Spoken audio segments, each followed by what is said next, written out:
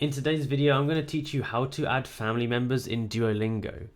So the first thing you need to do is open the Duolingo app, and you then need to go into this little icon here, which is like the friends icon. So from there we need to sign in or create a profile. I'm going to do that now and I'll be back with you in a second. Okay, once we've signed in here, we're going to have the ability to add people. So we want to press this little button here that says add friends. And there's a few options you can do this. You can do this by finding your contacts, you can do this by connecting to Facebook, or you can invite friends.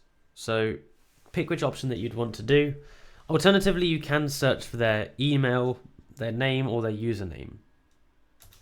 But once you've done that, you can do all of the normal things you would be able to do with friends. So you can do quests with them, you can look at what they're doing, view their profile, all that kind of stuff that you would want to do.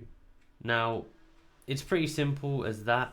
You can also send them your friend code or whatever so that they know how to add you. And that's pretty useful if you can't figure out how to add them, they might be able to add you. So you can also give that a shot. But that's basically how you go about doing it. Now, if you have any questions about this, then please be sure to leave them down below, and I will do my best to answer them. And if you have any other questions or anything you want me to make videos about, then please leave them down below and I will do that. And please like and subscribe, and also comment down below that this video helped you so that other people that stumble upon this know that it does work. So thank you for watching.